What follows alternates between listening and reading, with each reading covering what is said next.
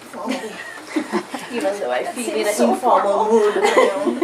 Anyway, so thank you all for coming to the ICM Conversation Series, and it's on behalf of the members of the ICM. I am incredibly happy, and it's my pleasure to introduce my anthropology colleague and good friend, Stacey Langwick. So now I'm going to read a little bit from here after that. Okay.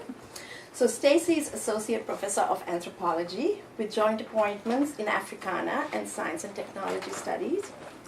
She's currently a faculty fellow at the Society for Humanities working on skin. Stacey's long-term research focuses on traditional medicine in East Africa, specifically Tanzania. What is particularly marvelous about her scholarship is how she harnesses this multifaceted and dynamic area called traditional medicine, which she deliberately defines as a modern category of knowledge and practice, to complicate broader multidisciplinary debates on the articulation of scientific and indigenous forms of knowledge and practices, and also their respective measures of efficacy. She does this by resisting the familiar binaries and pluralisms projected onto post-colonial modernities. In her first book, for example, she beautifully illustrates how healers themselves participate in government efforts to institutionalize and scientifically define traditional medicine while caring for patients whose health concerns fall outside the confines of Western biomedicine. Having conducted ethnographic research in the area for like 20 years, right? I said 15 here, but I think it's 20. 20 years, Stacey brings an acute anthropological sensibility to the conversation on modernity by foregrounding the centrality of Africans and Africa to current debates on social theory, as well as contemporary global currents. Just as she foregrounds the modern subjectivity of healers, she also challenges us to take seriously therapeutic practices of healers that bring into being entities from other realms. The time of rationality and the time of enchantment remain exquisitely entangled in her work.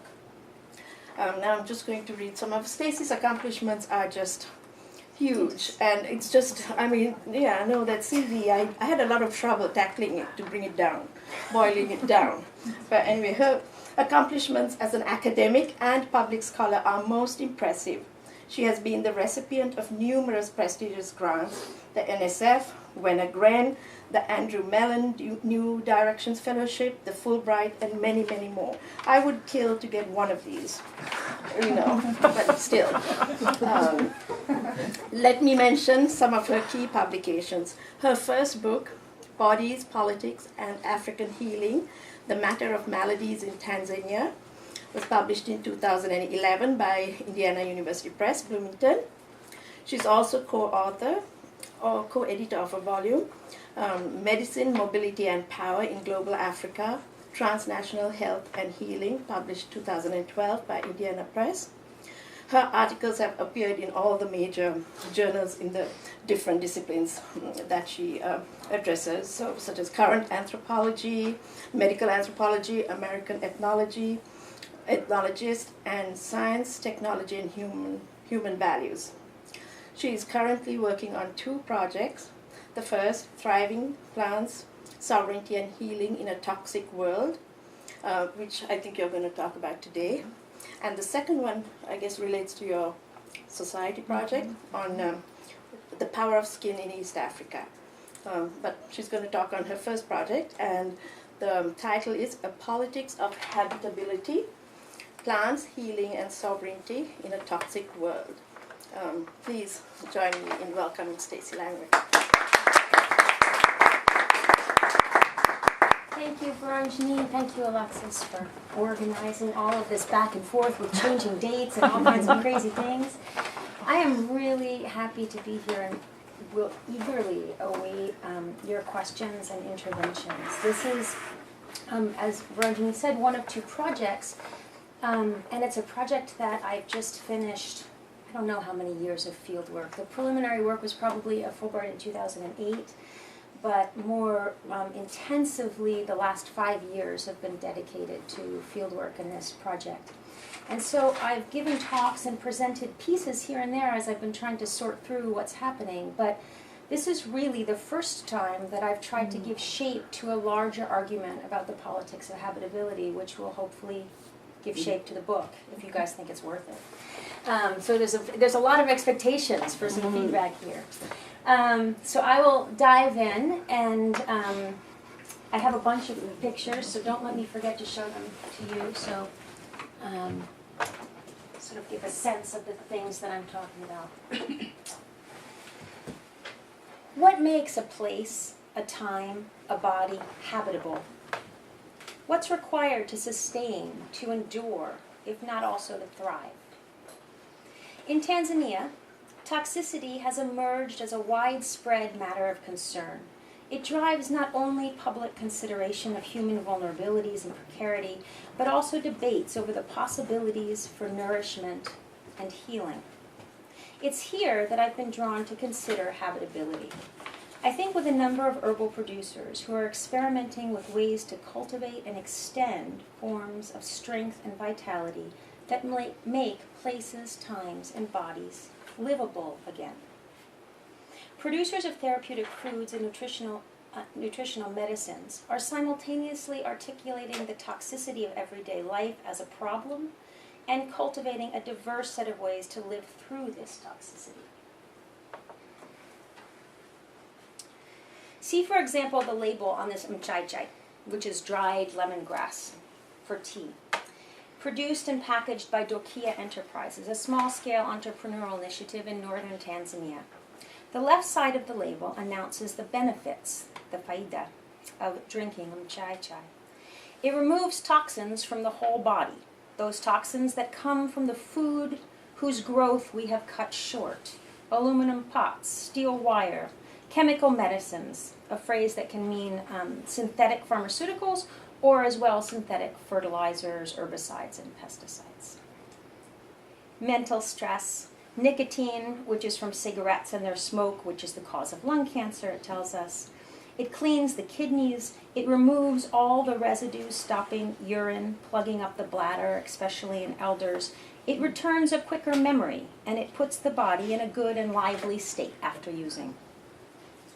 This label articulates the sense that each time one turns to eat, to drink, to cook, to heal ourselves, or to breathe, we are ingesting toxins. The saturation of toxins in everyday life compels herbal producers to both address the effects of toxins in individual bodies and pay attention to how plant matter in their remedy is grown and processed. Their commitments to sustainable agriculture, in particular using organic crop management practices, composting, and seed sharing, emerge as a space through which we might track how plant-based therapies are problematizing toxicity as a condition of modern life and the substance of ethical engagement. Toxicity focuses attention to that which is left behind as the very ground through which new life might then be nourished, coaxed, and cultivated, or cut off, deprived, and attenuated. In so doing, it challenges Tanzanians to consider how they are orienting to the past. The problematization of toxicity by herbal producers in Tanzania highlights a friction within public health studies of environmental exposure. The latter have been important in illustrating the uneven distribution of harm in our world, both nationally and internationally, by mapping disease prevalence data together with the location of industrial contaminants and toxic waste. This data has supported the development of environmental regulations, a conceptualization of the quote-unquote true cost of industrial production, the monitoring of industries, and, in the best-case scenarios, the ability to hold them accountable to the people they affect. In this work, the image of individuals free of toxins provide both a ground for normative legal intervention and benchmarks for measures of success. Yet, is there a we that can be held safe against all else? Alexis Shotwell outlines the deep philosophical investments in the possibility of discrete, bounded objects and subjects that undergird the ideal bodies that can be whole, independent, authentic, and pure, and their versions of politics, both progressive and conservative. Expanding Latour's argument about the practices of purification that have been central to modernity, she argues that we have never been pure. The process of purification built into our knowledge-making practices structure our forgetting of this fact. Living through toxicity as a condition means remembering. It means remembering the work it takes to purify us from them, subjects from objects, and science from culture. It means remembering that this work has been critical to the formation of hierarchy and privilege and the notions of contamination, corruption, and contagion that justify the maintenance of it. Such remembering challenges any easy recognition of a we who has the right to live uncontaminated, of a toxin separate from and threatening this we, and of a neutral position from which to adjudicate this separation.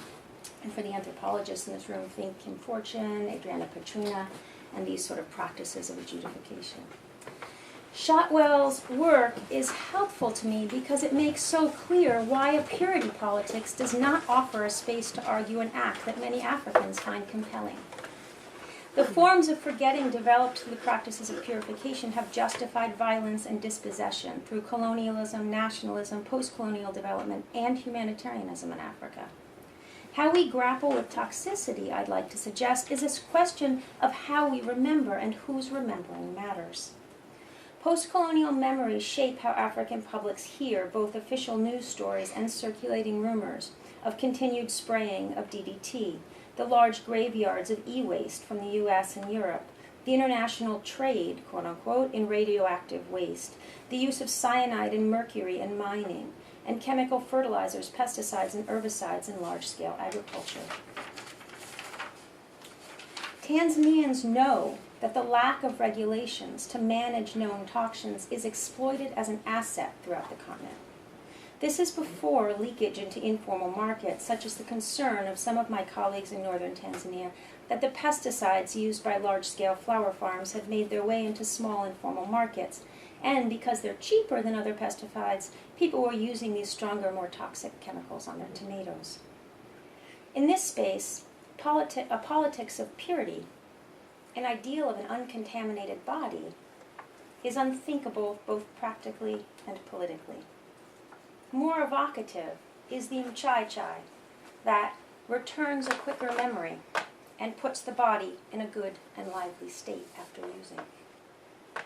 For Tanzanians, remembering also means that toxicities that compose the everyday cannot be seen only as the result of capitalism's offloading of its harmful waste in Africa, but also are the social material effects of efforts designed to address insecurity, poverty, and disease. The pesticides and herbicides on food, the growth hormones fed to modern chickens or kuku kisasa, tissue cultures injected into banana plants, the aluminum pots used in everyday cooking, the hybrid, likely GMO corn that people now plant in their fields, and the pharmaceuticals required to address chronic disease, whether for HIV, hypertension, or diabetes, and those used for birth control. These are things we wouldn't necessarily normally put together. But in Tanzania it's clear, and in some chai-chai it's clear, that they all force modern bodies to bear complicated toxic loads. Approaching toxicity as a condition rather than as an anomaly, that is, rather than as a deviation from the norm, however, does not mean an acceptance of sickness, pollution, injustice, poverty, and death. It does mean that interventions focused narrowly on modes of recognition and management are not sufficient. In Tanzania, toxicity is the double bind out of which life grows. Efforts to address it, to find ways of speaking of it, are efforts to forge a space for growth, for argument, and for action.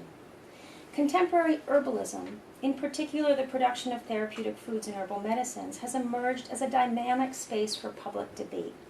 The interpenetration of plants and people become a concrete space from which to explore what it means, in Stacey Langwick's words, that we are, our condition is one of, being co-constituted with the world, ontologically inseparable. This starting point was brought home to me by a woman working at one of the herbal clinics where I've been doing research since 2013. Through many hours together in the face of pain of those seeking help at the clinic, in the camaraderie and joys of collective efforts to support them, in the rush of multiple demands and the long, very long sometimes, and boring hot afternoons, we had grown particularly fond of each other. We worried and cared for one another. One afternoon, she shared a concern about the toll my trips between Tanzania and the United States would inevitably take on my body. The dis-ease of my body, as it had to adjust and readjust to these different environments, would benefit from some attention, she thought. In order to cultivate this dual orientation, she recommended a strategy that she had learned from a German missionary in the area. When I traveled back to the United States, my friend told me I should take a little dirt from Tanzania with me. Upon arrival, I should mix it with a little water from the United States, and then drink it. When I returned to Tanzania, I should carry a little dirt with me from the United States. Upon my return to Tanzania, I should mix it with a little water in Tanzania and then drink it. This way my body would be constituted in the interstices of these two lands. It would be of both places and could make the corporeal translations and the shifts necessary to my constant returns. Contemporary herbalism plays with the development of practices and therapies that negotiate this sort of enmeshment of flesh with place. By locating their spatial practices in the interconnections and interpenetrations of plants and people, herbal producers have come to articulate what I call a politics of habitability. This stands in contrast to a politics of recognition that I described above. So, in what I would like to then describe today, I focus most explicitly on gardens, because I can't focus on everything, even though I'd like to keep you here for many hours. And gardening as an effort through which plants and people might make habitable spaces in northern Tanzania. The gardens I'll talk about are not the many thousands of hectares cultivated for agricultural commodities. In this area that I will be talking about, and I'll show you some maps of, large swaths of land are dedicated to the production of coffee, flowers, green beans, sugarcane, and corn, and not too far away, wheat and sisal. In contrast to these commercial fields and the forms of knowledge that shape them, I draw attention to a set of small-scale gardens, gardens that circle homes, gardens that gather, creating dense, vital spaces for life and growth and sharing.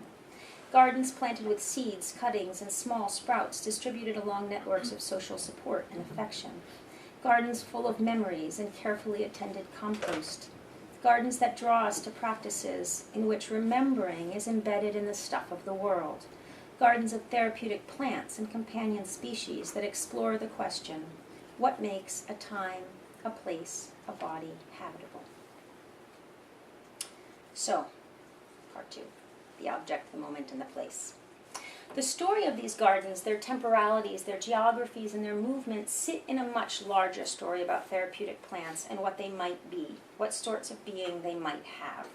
And I'm going to try to sketch that very quickly just to kind of give you a sense. So therapeutic foods and herbal medicines in Tanzania cannot be easily explained as either new or traditional. In fact, they simultaneously resist the very cult of newness so important to the aesthetics of many intellectual claims and the claims of tradition that are constitutive of the modern. As a result, the development and commercialization of therapeutic foods and traditional medicine nutritional medicine has an awkward relationship to the official, quote-unquote, traditional medicine. Traditional medicine only achieves the sort of homogeneity that make it legible as a field of knowledge and practice in opposition to biomedicine. So it's this, in other words, is a vastly diverse set of practices that would never be lumped together as one thing under one heading unless you were comparing it with biomedicine. And it's the not a category. So it's this not a history that's enabled it to be a resource for the state and for science. Post-independence Tanzania turned to traditional medicine early, establishing the Institute... Establishing the Institute of Traditional Medicine in 1974 at Muhimbili, the primary teaching hospital in the country. In the Pan-Africanist dreams of Tanzania's first president, Julius Nyerere, who's the one on the far right over there, traditional medicine, and in particular traditional medicinal plants, offered a platform for the development of an indigenous pharmaceutical industry. He imagined the scientific investigation of medicinal plants leading to the commercialization of drugs that would supply the new national healthcare service. The institutional history of traditional medicine in Tanzania is long, and it's taken many twists and turns through the past 4 decades. The division of plants from healers in order to enlist therapeutic plants in projects linking commercialization, nationalization, and regional sovereignty, however, has remained. In 2011, a new registration effort was launched in Tanzania. Some of the herbal producers I work with in Tanzania were first recommended to me by the National Registrar of the Council for Traditional Healers. She held them up as models for how healers might develop and in turn lead the development of traditional medicine. Yet others with whom I worked explicitly rebuffed the label of healer and state attempts to manage their practices and products through this category. Identifying as entrepreneurs, they're more likely to seek certification through SIDO, the Small Industrial Development Organization. Because the market's investment in tradition is strategic, not constitutive, they sometimes find that it offers a flexibility that the state cannot. No matter how they structure their alignments with the state, producers of therapeutic foods and herbal medicines draw on indigenous plants, as well as those that have migrated to the continent. They're inspired by local healers, as well as by books on functional foods and web-based research into places like Cornell's Alternative and Traditional Medicine website down at Weil, scientific research in African, European, and North American universities, local Chinese healers visiting Indian spiritual healers, permaculture workshops, and sustainable agricultural practices. What we might refer to as contemporary herbalism in Tanzania is a distinctly 21st century phenomenon. It has been forged in the moment of AIDS, of global health, of industrial agriculture, of the epidemiological transition and the rise of non-communicable diseases, of the pharmacologicalization of therapies, and of the transnationalization of health and health interventions. And I'd love to elaborate those in the question and answer, but I won't unpack all of those at the moment. Herbal producers are rarely interested in acting as quote-unquote custodians of the past. Rather, they seek a more dexterous and subtle position that enables response to the very ways the past relations have shaped the bodies and landscapes of the present. Reckoning with the forms of complicity and contamination that are constitutive of 21st century lives, herbal producers experiment. Interventions begin with corporeal practices that focus attention on interconnection and transformation. These relations shape the way that their therapeutic plants move in and out of the market. Their status as commodities is never stable. The efficacy of plant medicines is linked to their production and to the efficacy of the garden as remedy. For this reason, these gardens of therapeutic plants cannot be explained away as apothecaries of the poor.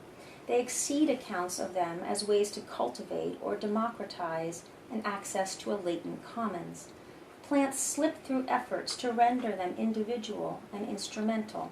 Rather than resources to be harnessed for human need, be that need corporeal, aesthetic, or economic, they emerge as collaborators in the making of nourishing and nourished spaces. Herbal producers and their plants draw attentions to the garden, and in so doing suggest an account of efficacy must also be an account of spatial practices. We will now move to some of these gardens. I was drawn to Trimega through its plant-based medicines, in particular through Imarisha yako, which means, in Kiswahili, your strengthening. It's an herbal formula designed to support and nourish people with HIV/AIDS. It appeared on the shelf of Edenmark, a small herbal clinic where I'd been working for some time. The charismatic founder of this clinic had met Helen Nguya, the founder of Trimega, and learned about Imarisha at the annual agricultural fair in Arusha. Nguya's openness in describing the formula to him, including her use of an herbal plant native to the Kagera region, an area in the far northwestern corner of Tanzania, captured his attention. Always interested in new therapeutic plants, he bought several canisters and offered them for sale in his clinic. This is where I first saw Imarisha. After watching the women who staffed the Edenmark clinic recommend Imarisha to patients for a few months, I decided to follow up on the address directing me to Trimega that was on the label. TRIMEGA is an acronym for Training, Research, Monitoring, and Evaluation on Gender and AIDS. As one walks through, let me just show you sort of where we are now. So this is Tanzania. This is the area where all of my herbal research happened, in this kind of northeastern corner between Moshi and Arusha. And so this is a map of that corner, and this is where Majia Chai is and TRIMEGA. So as one walks through the gate of TRIMEGA in the village of Majia Chai in northern Tanzania, one is faced with remarkable lushness and a large sign that reads, "Slow Food, Community Garden." It took some time to unfold the implications of this sign, to understand that Nguya and TRIMEGA work through gardens. Plant-based therapies are folded into TRIMEGA's work. However, the production and commercialization of herbal medicine is not the central focus of TRIMEGA or their ultimate goal. Their intervention is broader. For TRIMEGA, gardens, organic, cultivated without chemical pesticides and synthetic fertilizers, full of therapeutic plants, spreading from one to another and growing up around homes and schools, are remedy and relation, resource and inspiration. They are momentum and growth and the very material of individual, institutional, and community extension. So my story starts with Majia Chai and this garden, but it requires traveling outside of the village, moving to at least some of the other places that these gardens have taken hold, acknowledging their rhizomatic reproduction. Nguya's own illness set in motion the conditions of possibility for TRIMEGA. The stress of a decade of demanding work in long hours at the Catholic Church, and then having to care long distance for her children and to support her extended family while she was in Europe earning a master's degree, all took their toll. Exhausted, she did not have the strength to bear the shock of the death of both her parents and that of her sister. One day, she collapsed. Her strength failed. She couldn't stand or feed herself anymore. Her family nursed her in her marital home of Majia Chai. Nguya's healing slowly drew her back to the garden. First, she sat in the garden, and eventually she put her hands in the dirt. She felt she began to heal. During this time, Nguya started to plan for an early retirement.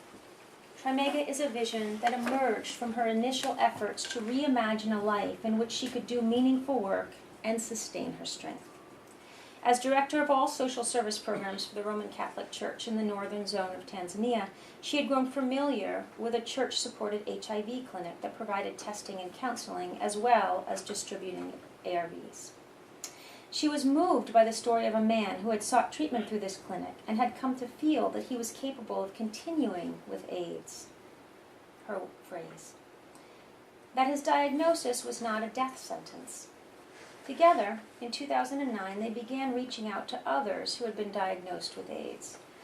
Nguya retired from the Catholic Church in September 2010 and officially began TRIMEGA in October of 2010. You can see that she probably collapsed because she doesn't really take breaks. Through their initial effort to approach people with HIV/AIDS, Nguya began to see a particular set of needs and possibilities. As she describes it, quote, "I realized that some had problems and I didn't have the funds to help. They had clothing needs and food needs, so I told my friends and family. Some contributed clothes, some gave me shoes, some donated domestic utensils, some donated food. They came and they saw my work. They were amazed and gave me maize flour and whatever they had. I taught those who gathered about nutrition. We had already planted some plants. I taught them how to cook them. They came here to my garden in Majia Chai. We ate together and participated. This communal nature made them more active. After that, we saw that it would be better to teach them about herbs, and that they should not only practice it here, but also in their homes. And those who had land around their homes, we gave them things to plant. And so emerged the garden as an object and an intervention. Gardens are not exactly a solution here, but rather something more and something less. Gardens are a response to an attenuation of life. Their answer is a thickening, a density, a multiplicity that might be experienced at times, like when walking through the gates of Trimega, as lushness. Today, the garden at Trimega's headquarters serves as a community garden for the members of Trimega's support group and a slow food demonstration garden. Here, herbs as well as therapeutic foods are grown and dried and processed into medicines. For instance, Nguya sprouted the plant from Kagera discussed above, used in Imori Shayako's formula, and it's flourishing. The garden also generates the cuttings, seeds, and saplings that we use to stimulate other gardens. In addition, the garden at Trimega headquarters serves as a demonstration garden to introduce new members, school groups, and other visitors to the plants and principles of permaculture and sustainable agriculture. Experiments with recycling kitchen water and sack gardens and composting are always underway. Oops. That's the next one. Bees have been introduced, and these are the traditional beehives. Oh, wait, I'm sorry, I should be pointing up there. Those in the top left are the traditional beehives. Both the larger honeybees and the smaller stingless African bees that are widely thought to be therapeutic in Tanzania. Specific plants, particularly the medicinal plants, are neatly labeled in both Swahili and the local language of where Nguya learned of them from and where she believes them to be from. The continents of this garden embody a lifetime of living and working with plants. Nguya spent a critical part of her childhood living with her grandparents in Kagera. She tended the garden and worked the fields with her grandfather. Her grandmother had been a traditional midwife with wide knowledge of medicinal herbs. She's transplanted some of the plants from her home village in Majiachai. Others she continues to get from Kagera, sometimes going herself, and other times a nurse in the health center would collect and package a desirable herb for her and send it by bus. Other plants, as well as her investments in a set of practices often glossed today as sustainable agriculture, grew out of her participation in a non-governmental organization called WODSTRA, which is an acronym for Women Development for Science and Technology. In the 1980s, Nguya worked with a group of other prominent women leaders to found WODSTRA. In these early days, President Julius Nyerere's wife, Maria Nyerere, joined their effort. WODSTRA has always been focused on grassroots women, meaning in their work rural and often disenfranchised women. Sustainable agricultural practices were central to the mission of the organization from its inception. Because of this work, Nguya was first invited to the biennial Slow Food Gathering in Turin, Italy in 2004. She returned in 2008 and has gone to each subsequent gathering since. Now she generally goes with Rose Mchange.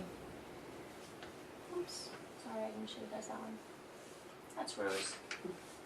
In the 1980s, Mchange was one of the grassroots women to whom WODSTRA reached out. She was part of a support group and then rose to lead this group and mobilize others. Her deep knowledge of plants and how our relations with them can be therapeutic has made her increasingly central to the organization's work. During Slow Food's 2016 Terra Madre meeting in Turin, Mchange gave 3 different presentations. Nguya Mchange, who has probably 1 year of schooling, gave 3 different presentations, and Nguya, who has her master's degree, translated for her. I think there's something that I can't also go into, but very telling about the way Helen Nguya always supports other people, puts other people up front. Each of these gardens is part of the 10,000 Gardens for Africa project, which is one of the flagship initiatives of the Slow Food Foundation for Biodiversity and part of Slow Food International. In 2011, went in Tanzania to celebrate the first gardens, one in Dar es Salaam and one in southern Tanzania, the Italian staff members visited Nguya's compound and saw the Trimega garden. They ate with her and talked about the vision for the 10,000 Gardens for Africa project. Then they asked if she would volunteer to be a convivium coordinator for the northern zone. Although coordinators are not paid, this position enables her to solicit limited funds for material enhancements for the gardens, such as hose or wheelbarrows, watering cans, and fencing.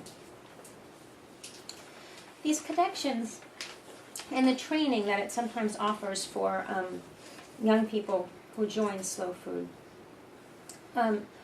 also offer these sort of different ways of thinking relations with food. So one of the projects, for instance, is the Arc of Taste, which is an effort to catalog indigenous foods and recognize groups who are ensuring their endurance. And this is a wonderful thing that I'd love to talk more about, very complicated way that commercialization of projects is being sort of enlisted in order to create a space that might offer a counter to the intellectual property and sort of different forms of enclosure. So where commercialization is actually an opening rather than a closure. We're not sure if it will work, but it's an interesting experiment. So this women's group that Mchange leads, called Umangu, has recently succeeded in having their African stingless bee honey accepted into the Arc of Taste. When Nguya and Mchange travel, be it locally to the gardens of women in one of the many groups they support, or be it internationally to Kenya, Uganda, Italy, or Ethiopia, or India, seeds often return in their pockets. Even after decades of friendship, it seems, they rarely leave one another's garden without something in their hands. As I've known them both over the past 4 years, I witnessed not only how they are attentive to plants, but also how they move through the world with them. Trimega has grown, and its work has been extended and animated through other organizations. Originally, Nguya's extensive connection with the Catholic Diocese and these projects animated Trimega's formation, and they continue to provide fertile ground for growth. Currently, Nguya folds Trimega into that of the Slow Foods work. Throughout, these entanglements have also been extended and reinforced by Nguya's connection to Wodstra, and in particular to her friendship with Mchange. The interpenetrations of these institutional histories also carry with them certain orientations towards history. Here, Catholic social justice agendas, a global movement for culinary diversity and food sovereignty, and a post-colonial non-aligned socialist drive for self-sufficiency. Connections are partial, situated, and embody personal histories of resilience, friendship, and striving, as well as inequality, abuse, and sickness. All come together. It is into this density of relations, institutional, human, and botanical, that these storied spaces that Trimega welcomes people. So now I'm going to take you away from this lushness while we go into a story that's less lush. Early in Trimega's formation, Nguya met with Jane Morlego. Morlego, at this time, was very weak. Her husband had died in 2002. She was, in her own words, living with much stigma. She stopped taking her antiretroviral drugs in the midst of these pressures. She said in one interview that when her children started dying, she decided she would stop taking them.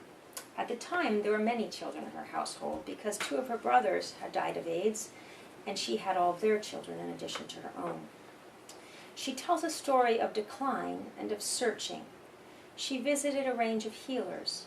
Eventually, she lost the strength to farm. At times, she could not even rise from her bed to cook. She ran out of money. She could not feed the children in her household or herself. Her parents had both died. The vitality that sustained her life and others grew more and more attenuated. The courtyard of her home grew sparse. When Morlego reflects on this time, she describes the loneliness and the isolation, as well as anger at healers who took her money, her time, and her waning strength. In contrast, the turning point in 2009, marked by a meeting with Nguya, is characterized by a gradual building up of relations with people and plants. At the time, Trimega was forming through a focus on teaching people with HIV to, quote-unquote, leave aside stigma. The organization began by creating spaces where people with AIDS could get used to each other and gain confidence to talk with one another and to, quote, share what's in their heart.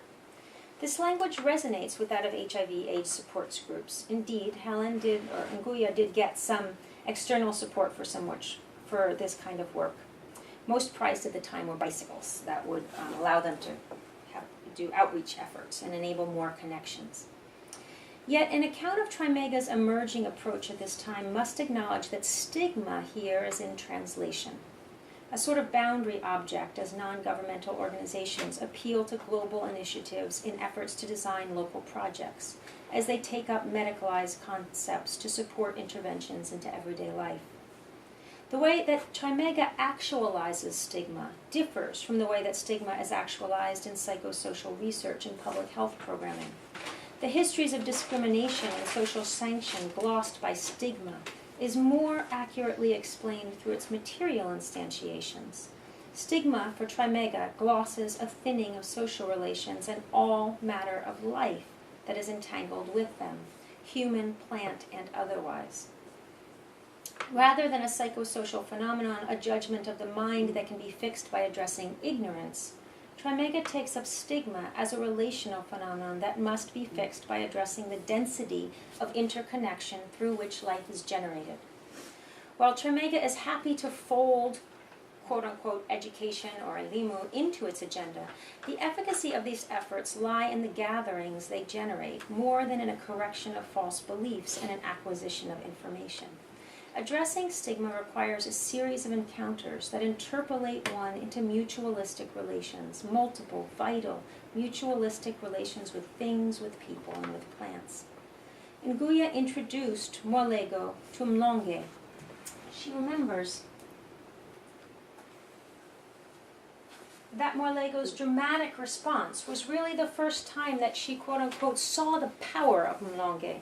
Her experience strengthened the role of this tree and the centralization of gardens as remedy in Trimega's work. I first came to know Morlego in 2014, by which time her life had grown thicker and lusher. Through her engagement with Nguya and Mlonge, Morlego returned to taking her ARVs with a renewed sense of commitment. She embodied the transformations that were possible through Trimega and its gardens, and she had grown to be a catalyst for them.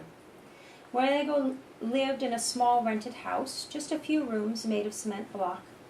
Matabele, which is that dark green leaf right there, covered the wet area between the house and the road. Mstepdeli tree, laden with fruit, stood in the center of the courtyard. Passion fruit, taro, and many other plants grew along the fence and in the back. Plants sprouted in pots along her veranda. In 2016, she had to leave these few rooms. Coincidentally, someone had donated a piece of land to Trimega. 3/4 of this land was to be used to grow food and herbs for Trimega members. These could be distributed or sold to support the roof's effort. The rest was to serve as a second demonstration garden. Helen convinced Morlego to come and work as a gardener in exchange for a house there and the ability also to grow her own food for her family. Her daughter and grandchild moved in with her. They established it with seeds, saplings, cuttings, and tubers from the original Majia Chai garden. Taken up as a new slow food community garden, it attracted a few other investments. She started a chicken coop, and that's a garden, and had a vision of getting goats. One of the first luxuries at the house was a long, thin wooden bench where Trimega members and others would gather, and where Jane would teach, and where collective work could be organized. Over the past few years, much of my fieldwork with Nguya, Morlego, and I involved filling my vehicle with plants and distributing them. Many of our best conversations came as we drove throughout the region, delivering cuttings, seeds, and saplings, as we extended Trimega's garden outward, catalyzing other spaces of lushness in orphanages, street children's homes, elementary schools, and homes of people whose impetus was to gather other people together to share the vitality of the garden in their home, so-called community gardens. Plants were delivered with a great deal of advice and problem solving as we would tromp around the spaces where they were to be planted. As Helen instructed on composting, organic pest and fungi management, irrigation and drainage, intercropping, and more, she brought both nutrient-dense vegetables and medicinal herbs. After these long, detailed walks through the gardens, conversations regularly turned to health, to the therapeutic benefits of plants, as we drank tea. She spoke of the ways they cured and strengthened. Such meetings never stood alone. They were moments in long and involved relationships. Some worked through Catholic Church projects, which she had helped to start a decade or two earlier. Others were newer, secular connections, but gardens require tending and ongoing relationship. In addition, they became sites through which to generate further expansion. Some of these gardens, that's one of the orphanages, were small in their gestures. Oh, this is how I'm giving advice. Sorry, I forgot. Some of these gardens were small in their gestures. One Trimega member who lives on the far side of Arusha started a community garden for members on his land. The teas he makes for his parents facilitate his caring for them most directly, but also his neighbors drop by to explore ways that they might use plants and to facilitate the health of their families. Other gardens are larger.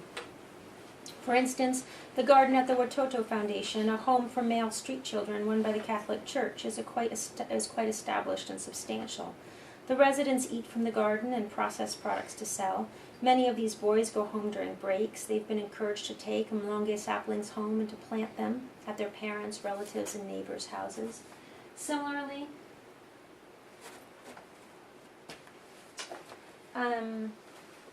this is the Abara Elementary School, which produces food for children's lunches and at times supplements teachers' salaries in an area notorious for its malnutrition. Children take seeds and cuttings home to supplement their families' gardens.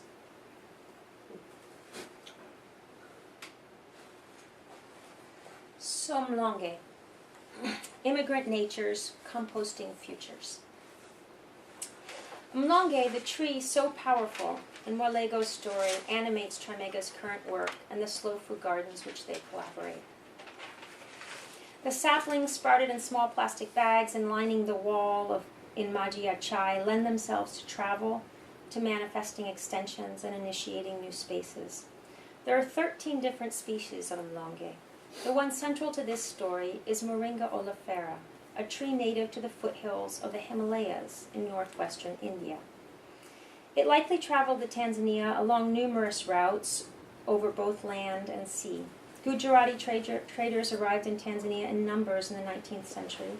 In addition, Indians were brought to East Africa as indentured laborers, many of them to work on the Kenya-Uganda Railroad, which, as you saw from the map, is not far from this part of northeastern Tanzania. Even before these migrations, however, Moringa Oleifera may have already found its way to Tanzania along earlier trade routes, whether down from Egypt or up from South Africa or through centuries of Indian Ocean exchange. In more recent times, Moringa Oleifera has extended through international nutrition and water purification projects. Today, many producers of therapeutic plants dry and grind the leaves so that they can be added to tea or porridge. Trimega also mixes it with 3 other plants, one being the Kagera herb that we've discussed, to make Imorisha Yaku. They share seedlings throughout their gardens with other members and along their relations, as well as sell them to support the organization's work. As the immigrant histories of therapeutic plants in these gardens suggest, herbal producers are no more invested in the purity of nature than they are in the authenticity of the healer or the discreetness of their institutions. While local slow food festivals do celebrate indigenous... Helen sent me that just for you guys. Foods, the Tanzanian gardens welcome a historicized rather than an essentialized notion of indigeneity. Some gardens also share space with more recent hybrids, such as banana stock from the USAID TAP project, or the many other sorts of orange sweet potatoes that have made their way through nutrition and biofortification projects.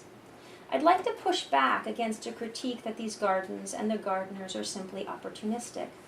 Instead, I'd like to suggest that a careful parsing of plants by their therapeutic value gestures to a different shape of ethical negotiations. For example, while seeds of traditional avocados are superior for their medicine, the seeds are ground up to medicine, the flesh of modern avocados, which are thought to be hybrids and possibly, in Tanzania they believe GMO, although likely they're not, but this is the belief, or this is the thought, these modern avocados, they're somehow corrupted, and yet their flesh is best for making therapeutic oils. So it's this parsing of therapeutic value that I suggest offers a different ground for ethical negotiations or ethical ways of living. These localized immigrant natures diffuse a politics of purity, and in so doing the fantasies of salvation or apocalypse they support. Projects such as Trimega's make much more modest proposals of what it might mean to develop spaces with the capacity for growth, and it does not hide that this growth will be patchy and uneven. It requires making arguments for care and for healing, and for taking positions and initiating action from some ground other than crisis. For therapeutic plants problematizing toxicity in Tanzania, I'd like to suggest that this ground is compost. In the gardens we've discussed it here, compost is both a practical consideration and a form of remembering. Compost is that which fosters a living through. It trains our attention on the ability of parts of the past left behind, residues and scraps, to transform through specific entanglements into something other than itself, and if carefully tended, to transform into the components of rich, healthy soil, the ground for new life, the matter of endurance, and that through which new growth comes. Compost remembers, and in so doing decenters the work of crisis and its forms of forgetting. There are stakes in this term. Compost is a material, social, and ethical relation. For not all things compost, and not all things compost well. The stakes, however, rest in an ongoingness, not in authenticity. They rest in the quality of relations that support, in Donna Haraway's phrase, making livable again. Immigrant plants can be localized, become of the land, as they're turned back in and under the soil. Compost draws us towards accounts of pragmatic spaces of thoughtful entanglements with the potential for increased liveliness. Compost is not only a practice worthy of description, but also, as some others are beginning to suggest, an incitement to theory. Some of the most involved conversations among Nguya and Malego and the others to whom they reached out were about composting. What to compost, where to put it, how to tend to it, and how to use it. In my first interview with Nguya, she emphasized compost as central to the identity of her gardens, stating emphatically that they never use dawa za dukani, literally store-bought medicines, referring to chemical fertilizers available in the market. She makes clear that composting, which in practice includes the recycling of crop residues, food scraps, and animal waste, is an orientation towards toxicity. Upon entering each of the gardens that we've visited over the past 4 years, Nguya is attentive to the signs of composting. She asks questions and advises on how to foster the sorts of relations that lead to soil that can go on. Systems of replenishment, practices of nourishment. As she builds new relations or starts to become more deeply involved with the garden, establishing composting routines and ensuring practices that regenerate soil's fertility often demands significant time. Even in her own garden, and in the garden of those with whom she's worked for a long time, successful composting requires reflection and attention. Composting is about density, about cultivating thick relations. The greater the content of organic matter, the greater the capacities of soil to retain water and nutrients, to make proximate those entanglements that support plants and a community of decomposing microorganisms. When these relations are attenuated, when plants are harvested and taken away, when plant matter is not turned back into the soil, when there's been a thinning of relations, then the structure and porosity of the soil is compromised. Composting proposes an ethic of return, or at least a regular turning. The past is turned in and under in order to cultivate an environment dense with matter and with the potential for transformative relations. The pleasures of composting rest in these interconnections, interpenetrations, and most importantly, transformations. The stuff of the world must alter from itself, change from what it was. Cornstalks, bean vines, fallen rotting tomatoes, spinach stems, and other debris from the garden and scraps from the kitchen left after human consumption. Exposure to living decomposers such as bacteria, fungi, protozoa, algae, nematodes, insects, even small vertebrates, triggers long, complex sequences of physical transformations involving chemical and biochemical processes of decomposition, mineralization, and humification.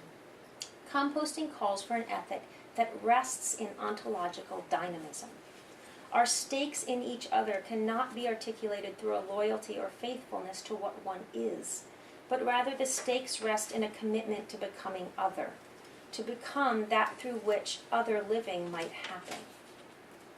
While the discrete subject of purity politics is not here, nor is an unmediated stance of radical openness. These gardens, with their ethics of immigrant natures and composting futures, suggest that healing is a negotiation over openness and closure, the right times for openness and closure, and to who and what.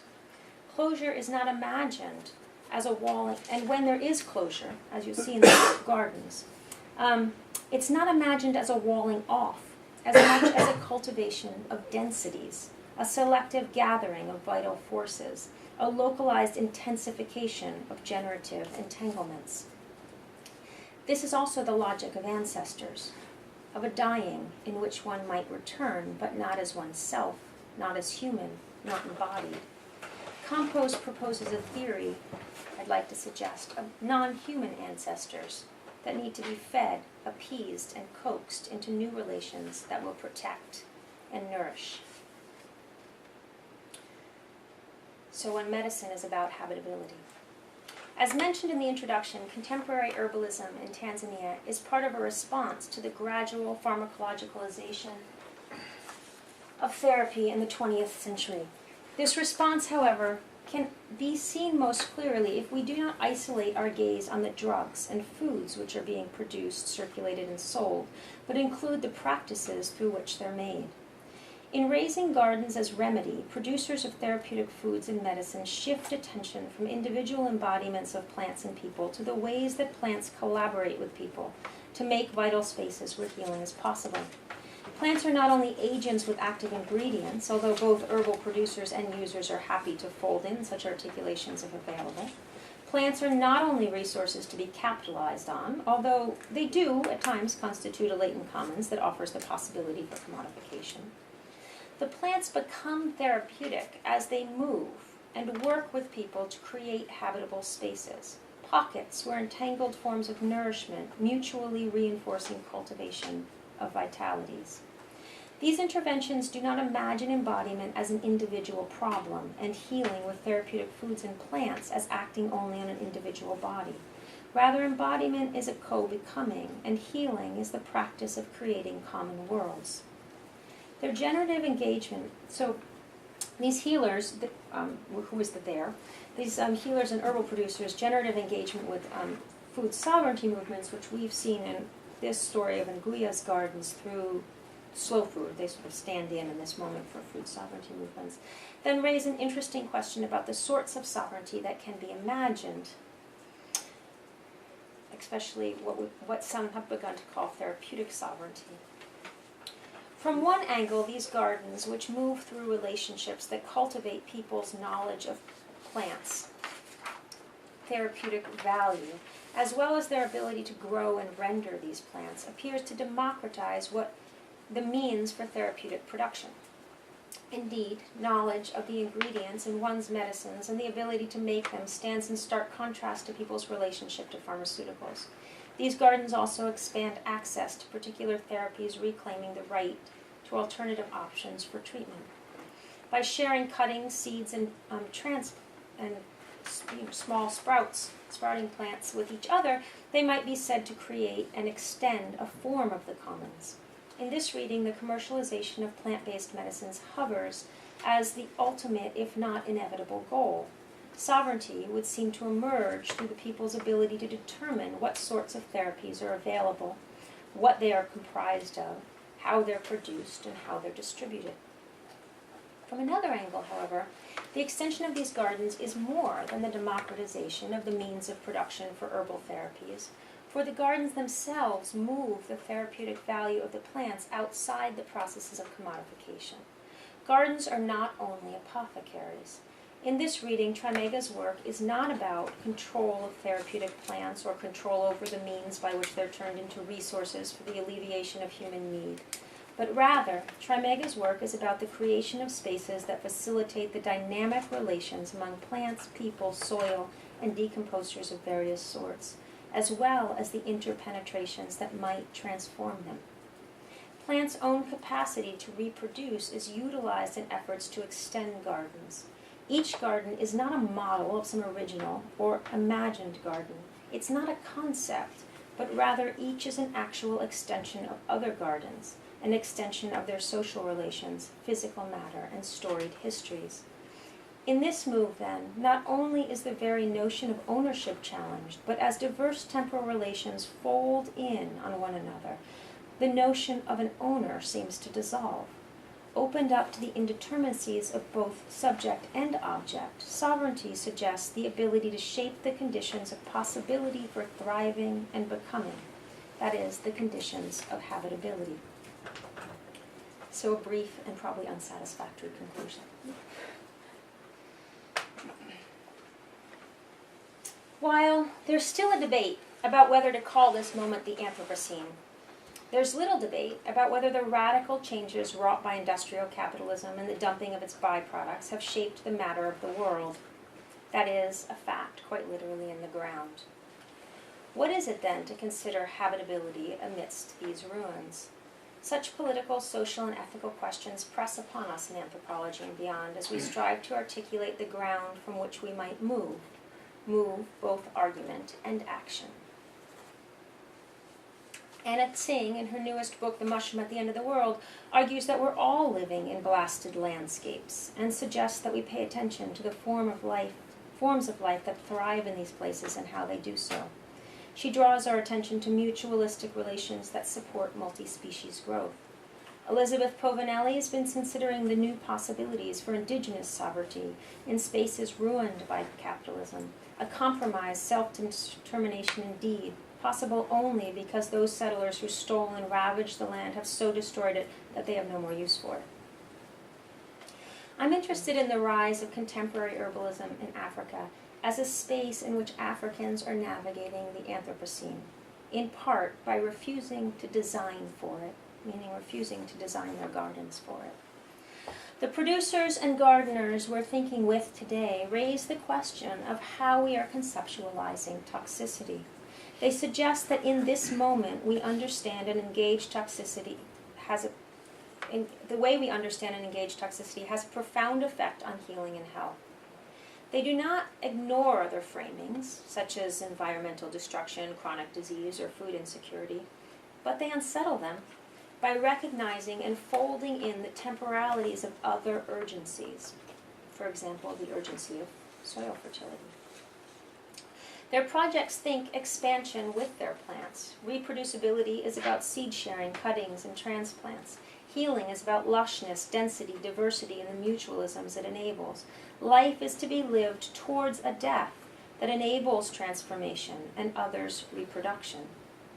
In offering these gardens, with their immigrants and their compost, as remedy, toxicity is a frame to think about the ways in which we are staging relations among plants, people, and others. Solutions insist on disrupting the forms of scalability so critical to plantations and development. Jamison famously commented that it's easier to imagine the end of the world than to imagine the end of capitalism. This is, in part, an effect of what and who we choose to think with, I think. These gardens of therapeutic plants are not outside modes of capitalist extraction and world-making, but they do seek healing through ways that alter it and are altered to it in De Castro's thinking. Commodification is a discrete set of practices, strategic in moments but simultaneously undermined in the next. Plants may be processed, packaged, and labeled, but they're never fully alienated. Perhaps particularly in Africa, plants are stubborn companions that have evaded being fully redefined and remade through capital. Since the post-independence debate shaped by the Cold War and the pull of the United States and Russia, and to a lesser extent China, on newly independent African countries, plants and people's relations with them created friction. Marxist historians in the sort of 70s and 80s heyday in Tanzania lamented the problem of subsistence agriculture, for instance. It was subsistence agriculture that prevented people from being fully drawn into wage, labor, and capital relations, and therefore they would never be fully alienated, nor would their crops, and so the proletariat would not necessarily be compelled to rise up. There is a war on smallholder farms in Africa today, on seed-sharing practices in Africa. And yet, I'd like to remind myself and all of us that we misunderstand power if our theoretical arguments reproduce what de la Cadena calls the anthropos not seen, those relations that we need to remember and be committed to, those relations that are holding on or living the other systems of exchange and nourishment. Indeed, thinking with the edges of capitalism means, in part, thinking through toxicity as a condition of life to be navigated, shaped, and engaged, rather than as an apocalypse or a salvation. The ethics of these gardens grow in the relations and logics of dirt. They do not lend themselves easily to dystopic or utopic visions. Rather, they are experiments in creating spaces for a new politics, a politics of habitability, one that continually asks, what worlds are our gardens designed to reproduce? Thank you.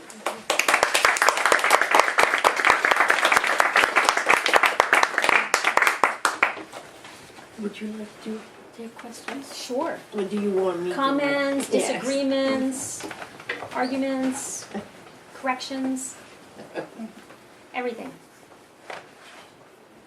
I can get a lot of phone here. I just wanted to, a couple of things that really struck me.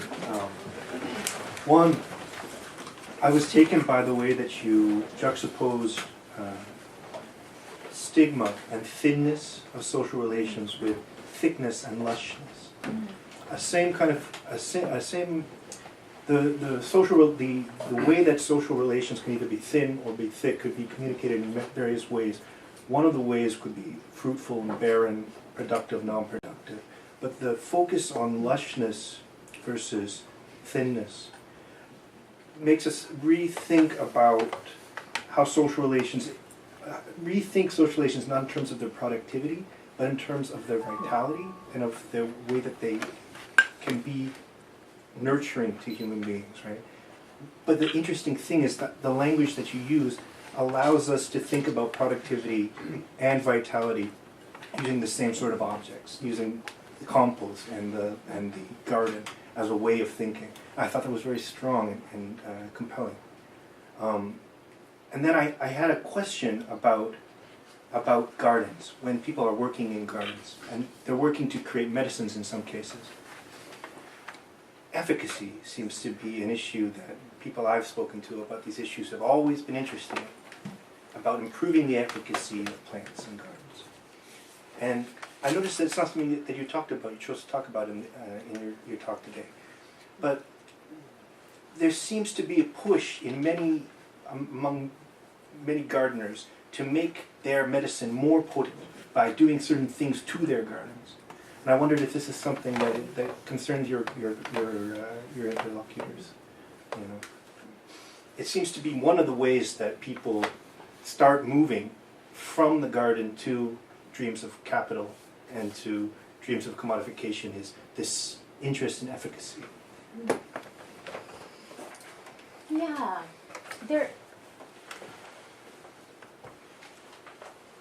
different actors, I mean, everyone wants their medicines to work, and they want people to be healthy and get better. So there's sort of this sort of very broad, colloquial sort of notion of ethics. Right? And certainly in that, healers and herbal producers approach this from a kind of clinical perspective. They have long storied engagements with people who are using their medicines and kind of tracking and tweaking and moving and trying other things as to whether there's improvement. Right? But I think when the word efficacy tends to be used, something else is being meant by efficacy other than kind of a clinical tracking of improvement. And there is there's a complicated sort of history of answers, possible answers to that. There is interest among, if I keep it to these people that we talked about today, everybody's interested. They'd love to know if there's certain biochemical ingredients in particular medicines. The Institute for Traditional Medicine, which is still around and active and has been for the last, since it was established in 74, but it was initiated in the late 60s. They are mostly phytochemists, so they're specifically interested in kind of this argument. The thing that I'm trying to bring up here in the switch from the bottled therapies to the gardens is that efficacy requires a kind of politics of recognition. It requires the identification of a particular chemical ingredient, right, of a plant that then becomes responsible for that healing. There's a certain politics of recognition that's embedded in the sorts of causality that works in biomedical thinking. And it's not that can't work with gardens, but I don't think that's what gardens' efficacy is. Gardens as remedy, right? How we might begin to think efficacy disrupts the idea that politics of recognition should be so predominant. But rather we have a kind of politics of relation. That doesn't mean that people don't want their medicines to have improvements, right? So when Mlonge became so powerful in the story was when Helen and Goya began to see people improve, both on and off ARVs. And when she began, and again, this is sort of this, to use Singh's term, contaminated diversity, right? For these folks, there's no need not to use biomedicine as well. As a matter of fact, biomedicine, the use of biomedicine for chronic disease is one of the reasons you need a garden and therapeutic plants, because that is contaminating your body and you need to then mediate that. Not use it. It doesn't say get off it. It says that's the condition of life. You have to use ARVs to survive, and you have to mediate the toxicity of those ARVs in order to continue surviving. So there's a different sort of relationality that becomes the basis of efficacy, I think.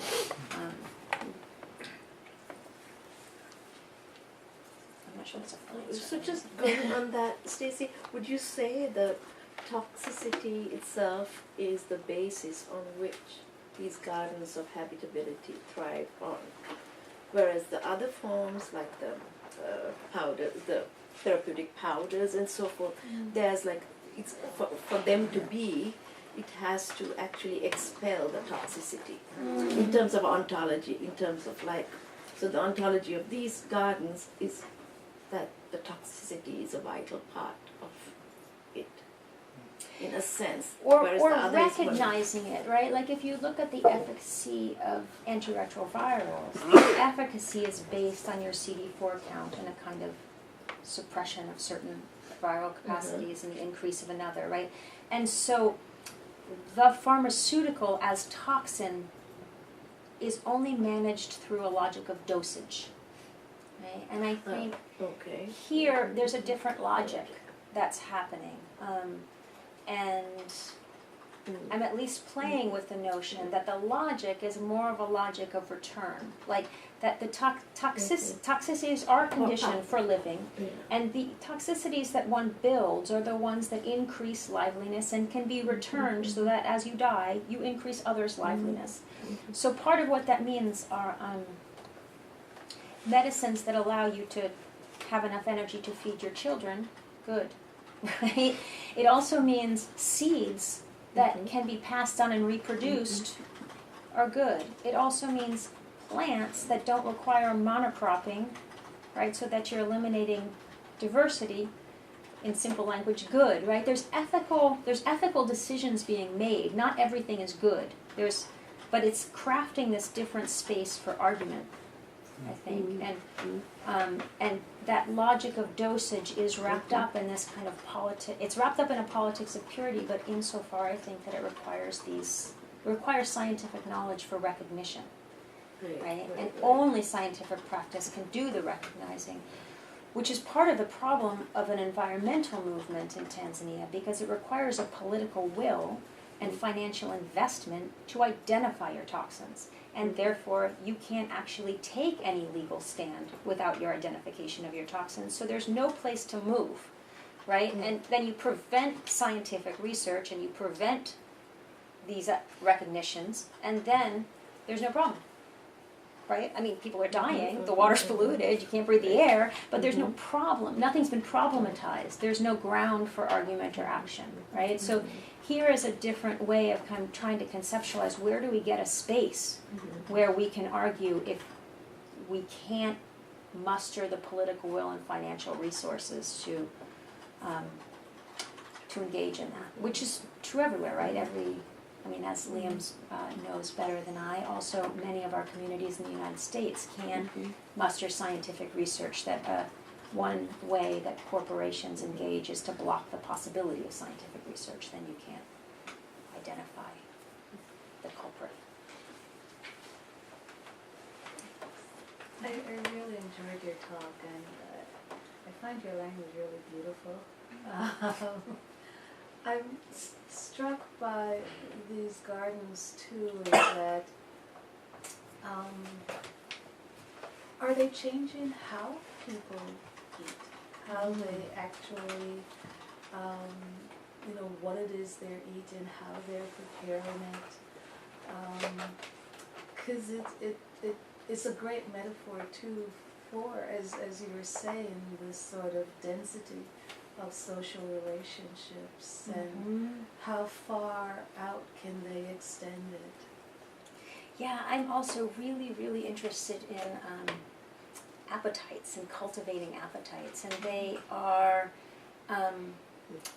both of people who are intervening very specifically around the production of gardens, like we talked about today, but also some of these other herbal producers who are a little more focused on the packaging, the drying and packaging of plant matter. Even for them, changing of appetites is a really important point of intervention. And for those who are focused on the production of the herbals, they'll often say that many of these herbals are foods. Right? Longe is a food, you add it to curries, right? Dandelion greens or avocado pits, right? They're foods. And so part of the notion is that if people won't eat these foods with more complex, often bitter flavors anymore, that they've been changed through high fats, high salts, high sugar diets, so their palate doesn't recognize as pleasurable these kinds of bitter flavors. So if they eat them they'll eat them as medicines. So if they eat them as medicines and they eat them for a long time, they begin to change their palate. And then as some folks tell me, and then they'll go like, why am I paying all this money for dandelion greens that I can just go outside and collect? And so there's this whole sort of notion that actually appetite is a link to the garden, as well as the garden and some of these sort of social support ways becomes an ability to cultivate different plants and taste different foods. I think the orange sweet potato is really an interesting example of that, because that is not, an orange sweet potato is not a Tanzanian food. And yet through these gardens people come to really enjoy them and prefer them. Thanks, Stacey, for a very theoretically lush talk to make an easy metaphor. I was really struck by that moment where you were articulating a theory of, I think, ancestorhood or ancestry with relation to compost. And I'm wondering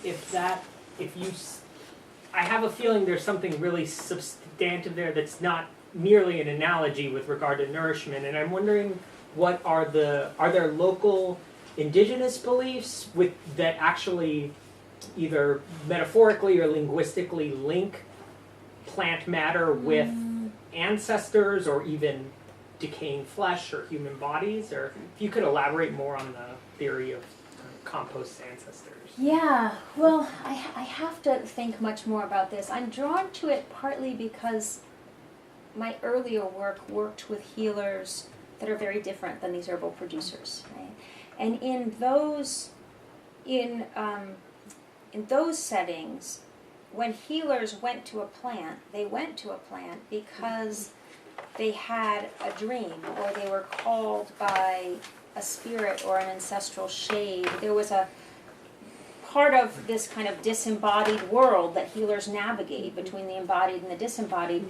It was out of that space where you were called to collect a particular plant, you were called to process it, and you were called to give it to a certain person. So, and plants became therapeutic in that world only in this interaction, right? So a plant, as plenty of healers will tell you in Tanzania, as the scientists come around to collect them, sure, you can have it, whatever, you're not going to find anything in it, right? Because there's nothing there until I'm called by the Mashaitani sitting on my head to collect it for this person. There's nothing active in that plant, so do whatever you want with it. So in that space, plants and ancestors and all sorts of kind of complicated spirit cosmological worlds are embedded in this collection and relation with the plant. When you move to this space, it's noteworthy that it's northern Tanzania. Northern Tanzania is a highly missionized space. The Germans loved it, the Brits loved it, everybody loved it. It was cool and beautiful and had plenty of water and these beautiful mountain vistas. And so when you go to the Kilimanjaro area, like the side of every hill is like a patchwork. Lutherans, Catholics, Lutherans, Catholics, Catholics. Like, they just claimed their spaces. And there's still it's a very strong Christian area with a very powerful history that was brutal to healers, hung them, slaughtered them in public, a very brutal kind of space. So one of the interesting things is the link of this kind of herbalism and gardening with Christianity. These are explicitly, deeply Christian people, as you could see from Helen, and it was sort of embedded in her work, her long-standing work with the Catholic Church. So one of the things I'm interested in is, how does this work? What are the hauntings in these different ways of thinking therapeutic plants together? And how can we talk about and sort of evoke and recognize those hauntings in ways that don't discredit what people are doing, right? Because there is also, I think, very important work in those claims to Christianity, not only in the sort of social justice of the Catholic Church or in the social support networks, but witchcraft has often been used to suppress healing and suppress these relationships. And there are still witchcraft laws in Tanzania, and it's still brought to bear on healers frequently. And in 2011, I talked about this new registration system. That came up after a 1.5-year hiatus of all traditional healing in Tanzania being illegal, when the Prime Minister decided overnight that in response to the killing of people with albinism for witchcraft purposes, that the only way to control this was to suspend all healing. Now, of course, that didn't mean that healing stopped in Tanzania, but it did mean people were really vulnerable, right? Because now all of their practices are illegal. And therefore, any time the state wants to intervene, this is an illegal act, right? But not this, right? Not these kinds of practices. When Well, you say healing, it's the traditional medicine healing. Oh. Could be this, right? It was the Traditional Medicine Council that recommended these people to me. So there's this complicated overlapping of all of these kinds of healing. And one of the ways that these folks are developing a kind of new rebirth of relations with plants that hold on to some of these important ethics, I think, are actually by claiming Christianity, because they're Christian, it's not witchcraft, like by definition. So there's a parsing that Christianity does, I think, to that, which I want to give credence. I mean, it's a sophisticated move, and I want to give credence to it. At the same time, I also think there's this kind of layering that happens. And I think there's something important in when forms of knowledge come from touch rather than the gaze. I think what all of these ways of extension, knowledge, and growth do is they come from proximity and relation and being able to touch each other. And ancestral knowledge, from when ancestors climb on your head and spirits climb on your head, when you dream and you travel with people, they're not forms of knowledge based on the gaze or the panopticon. They're forms of knowledge based on touch, even if they're not the forms of touch that we think of with our skin, right?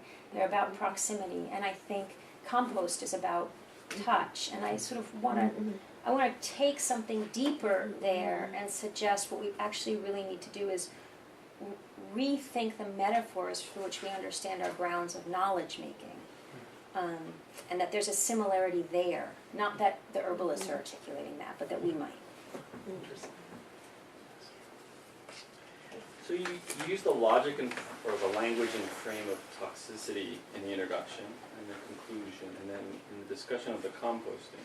But when I was listening to your descriptions of those other ethnographic moments about the herbal clinics and the Trimega project, and the herbal formulas in AIDS, and kind of the suffering decline and rejuvenating, rebounding, right? I didn't hear, either in your description or in the informant's voices, the language, idioms, frames of toxicity. But you did return to talking about toxicity in the gardens in the answer to some of the earlier questions. So I'm just wondering what's going on there. Did I miss something? Is there some kind of hidden or unspoken implicit articulation between illness and toxicity or something that's going on there, such that it would both sort of... Because I just didn't see the toxicity so much in your working through like the gardens and what they were doing, the projects and the social projects around them. And so I'm just trying to figure out. Yeah, that's a great point, and I need to think about how to draw that together. I think it's likely through the notion that this is a very, or at least I'm arguing, it's a very particular mode of healing. It's not other forms of traditional medicine, right? It's not even the scientized traditional medicine, and it's not biomedicine. It's this other space that people are creating with this kind of experimental attitude. And it seems to have emerged very recently, and it is in what it problematizes what it tends to address are what we think of as chronic diseases, and those diseases most identified with what public health professionals would call the epidemiological transition, right? So they're related to development of some sort. Of course, the other diseases didn't go away in Africa, so it doesn't really work, this whole transition theory, but we'll just put that aside for a moment. But still, it's diabetes, it's hypertension, it's cancer, it's AIDS once you're on HIV, once you're on ARVs, so it turns chronic, right? It's gout, it's rheumatism, it's these sorts of diseases that are seen as of the sort of end of the 20th, 21st century diseases.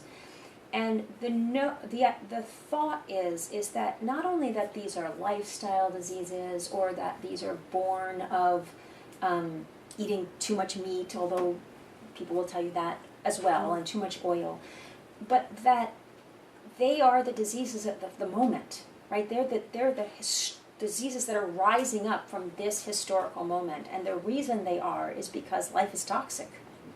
The world is toxic. That's what defines this historical moment, is its toxicity, and these are the diseases that are central to this defining of it as toxicity, and this is sort of what they're beginning to address. So it frames it, but you're right that it's not that toxicity comes into conversation in every moment somebody's composting something, or the truth is AIDS doesn't even, or cancer. I mean, when you're in the garden, it turns away from even biomedic. I mean, it doesn't leave it, but it doesn't predominate like in the way it would in a clinic when you're between a doctor and a patient, right? It's not the full frame.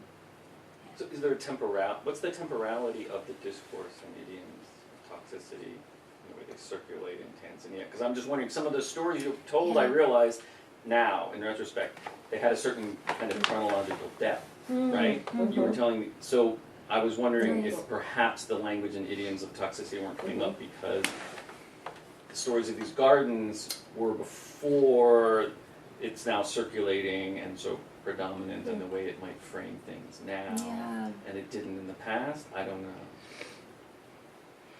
That's really helpful. I do think that toxicity lends itself to sort of temporal trajectories that are different than clinical trajectories, right? Partly because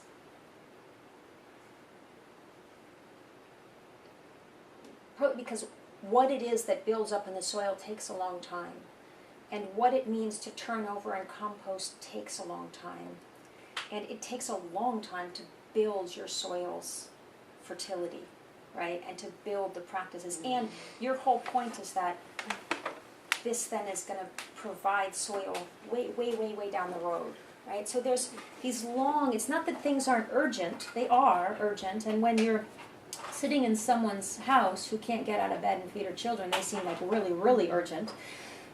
But the urgencies are, you're totally right, they have this different kind of temporal frame, and maybe one way to think of that is to think that understanding how toxicities build up and accumulate and how they go away or don't go away and how they can be mediated has a temporal frame that's often longer than a life.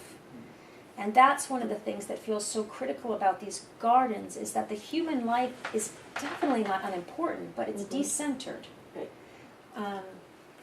So that's very helpful.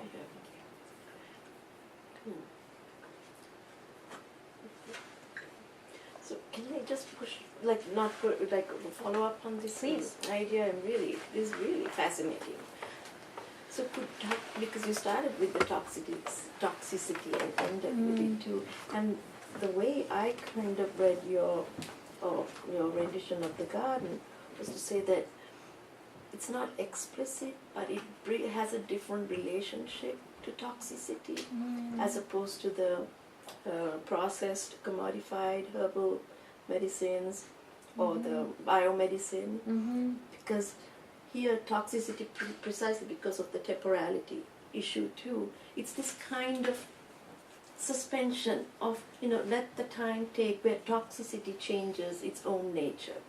It doesn't remain a toxic state that has to be managed, like with the HIV, when the patient has to take the toxic stuff, then that has to be managed by another kind of a more pure, not a pure, but a therapy of a therapeutic substance, right? So, like in the three realms we're talking about, this thing, and when the first two realms are actually like governed by a logic of that purity, creating a sort of purity, and a sort, even if the impure toxic part is intrinsic, it's a disavowal, it's like a bad thing. But the way in the gardens, it just seemed very different to how it's all tolerated in a way of this is part of life, just as the human is descended. Or is that some too of it's romantic a tolerated. notion? Not everything's tolerated because these gardens they don't want everything in them, right? You don't want your GMO corn really in there. And you don't want things that require chemical fertilizers in there, right? Which some of these GMO seeds do. They're sort of sold with their fertilizer. So those are not what you want in this garden. So there's spaces for to say no thank you, right?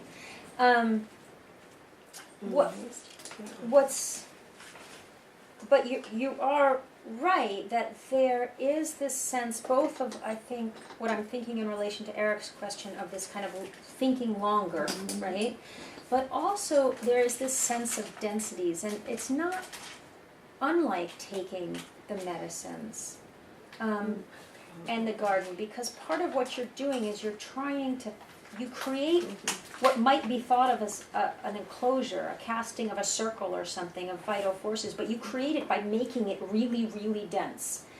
And this is not dissimilar to what herbal medicines do to bodies, right? Like when you're taking ARVs, what happens is people don't get hungry, or they get too hungry, and then they're so weak, and then they can't eat, and then they're afraid to eat because if they start eating, they can't stop, and they're eating the food from their children, right? I mean, you share a plate, you share one plate. So if you're starving, it is really difficult because if you're feeling that hunger, the whole ethic of sharing in Tanzania is learning to eat from one plate together when you don't have enough food. Like that is what that is what ethics are, right? And so if you're taking a medicine that makes you so hungry you would eat your arm, like it's really hard to do that. So there's all of these things around eating. So part of what these medicines do, I think, is they don't allow just the ARVs to be what refines your body's ecology, right?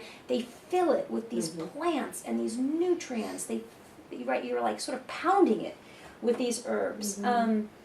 And one of the things that I would love some public health student to do sometime is that Helen Nguya is very convincing in her sense that when Trimega members are on these herbal medicines, they do better on their ARVs. Not only are they more compliant because there's support groups and attentions, but actually the way, there's only 2, occasionally in some places now maybe a third, but generally 2 cocktails in Tanzania. And so what happened, and you don't tweak them like you do in the United States, a little bit here and a little bit there. There's 2 cocktails.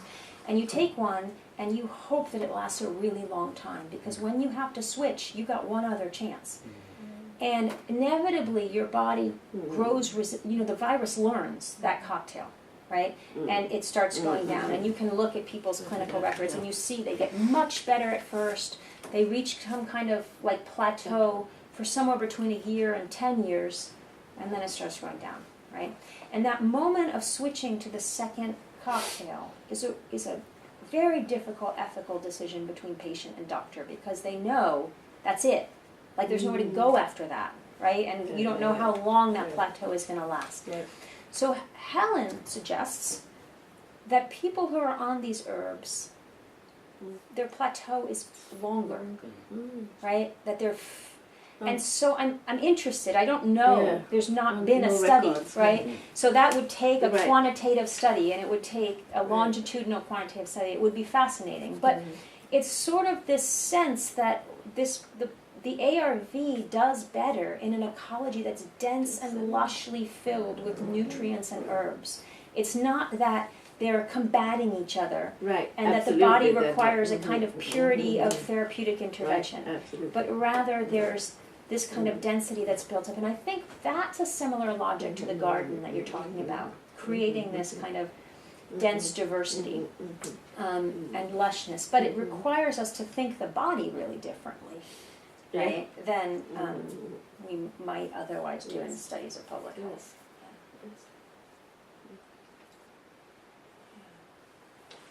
Please join me in that. Oh, sorry. No, Did you I have just a want to say question? one more comment, is that I think part of what's I took very from this conversation too is that in a sense, because the body becomes better able to manage the toxicity of the ARVs, that then you can afford to shift the focus to something else. And in fact, even just the very act of the garden in itself, so that the immediacy of death isn't there.